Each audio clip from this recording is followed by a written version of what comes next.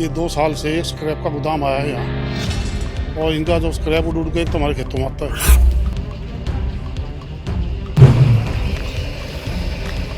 खेती खराब हो रही, बर्बाद हो रही, किसान तो बर्बाद होने लग रहा है, कोई सुनने वाला ही नहीं है।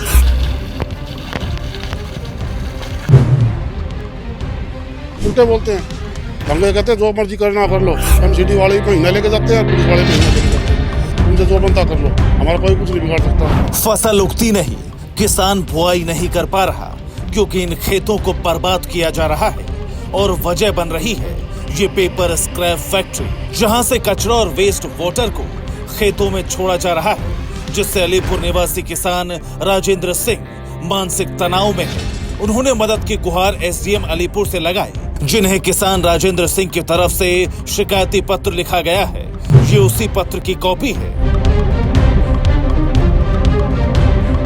कात्यानी पेपर स्क्रैप नाम से चल रही इस फैक्ट्री से जो भी कचरा और गंदा पानी निकलता है उसे सीधे खेत में छोड़ दिया गया है। ऐसा बीते 2 साल से हो रहा है, जिस वजह से खेत में 12 महीने पानी भरा होने की वजह से खेती करना असंभव हो गया है। आज हम आपको एक किसान के परेशानी से रूबरू करवाने जा रहे हैं। अभी हम मौजूद हैं अलीपुर गांव में। आपने एक बार इस सड़क को देखिए, सड़क के इस पर खेत है किसानों के और दूसरी तरफ है ये फैक्ट्री जहाँ स्क्रैप की है। एक बार आप इस फैक्ट्री को देख लें, कात्यानी पेपर्स है।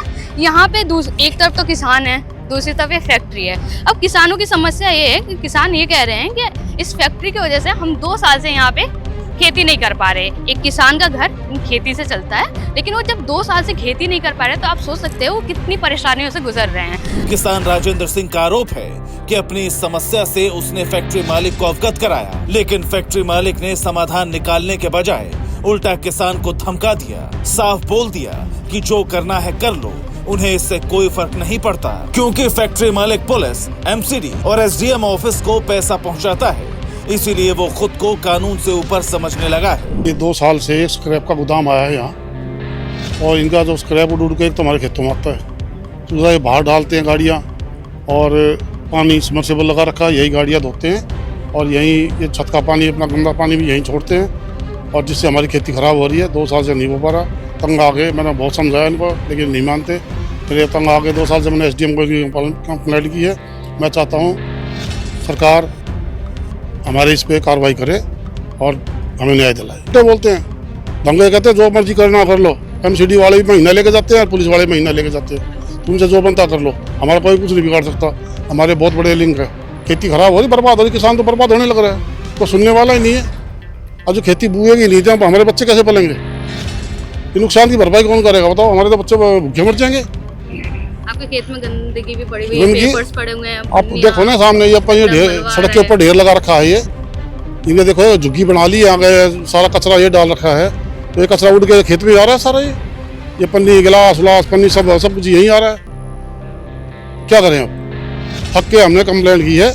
आपको भी, हमें आपसे, आपके चैनल से भी हमसे यही चाहते हैं कि आप भी हमारा साथ दो और इसको आगे तक पहुँचाओ। आरोप है कि खेती की जमीन पर पेपर स्क्रैप फैक्ट्री अवैध तरीके से चल रही है, जिसका खामियाजा एक किसान को भुगतना पड़ रहा है, जो अपने ही खेतों में फसल की बुआई करने में नाकाम है, और इसकी वजह से उसे परेशानी उठानी पड़ रही है।